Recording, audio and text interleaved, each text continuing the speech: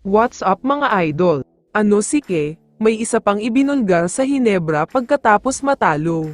Pero bago mo sana ipagpatuloy ang panonood mo, ay huwag mong kalimutan na mag-subscribe bilang suporta sa aking YouTube channel. Maraming salamat idol.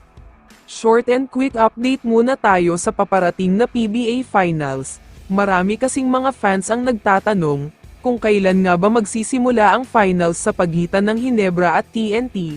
Ang Game 1 ay gaganapin sa linggo. October 27 pa ang first game ng finals, dahil bibigyan daw ng PBA ang Hinebra ng pagkakataon magpahinga, dahil magkakaroon ang mga ito ng practice para sa Gilas Pilipinas, na gaganapin na ngayong November.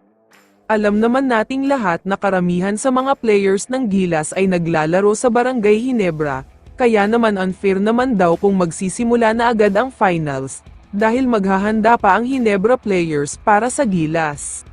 Samantala, trending at pinag-usapan talaga ang napakagandang bakbakan ng Hinebra at SMB sa Game 6 semis.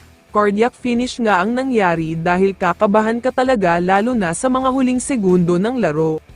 Okay naman ang unang tatlong quarters, palitan ng puntos at may mga highlight plays, nandyan din ang usual na big run na ginagawa ng parehong team, katulad ng napanood natin sa Game 1 hanggang sa Game 5.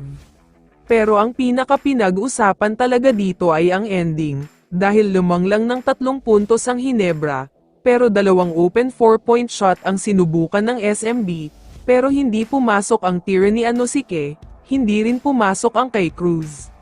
Pero pagkatapos naman matalo ng SMB, may isa pang ibinulgar ang kanilang import na si EJ Anosike tungkol sa Hinebra. Ayon sa kanya ay isang super fan na daw siya ngayon ng team na ito, dahil napakalakas pala ng mga players. Punong-puno daw sila ng disiplina, hindi mayayabang, hindi madumi maglaro at higit sa lahat ay masarap kalaban. Sobrang saya nga daw niya na nabigyan siya ng pagkakataon na makaharap ang pinakasikat na team sa Pilipinas at sa PBA. Umaasa nga daw siya na sana ay kunin pa din siyang import ng SMB next conference, nagaganapin na agad sa katapusan ng November, halos 1 buwan lang ang hihintayin at lalaban na naman uli ang Beermen.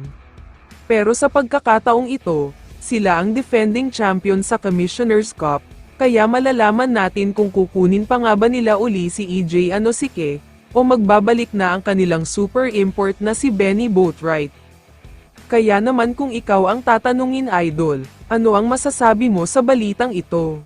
I-comment mo naman ang sagot mo sa tanong na ito. So dito na nagtatapos ang video na ito. Maraming salamat sa pagsuporta at panonood mga idol. Ingat at bye-bye.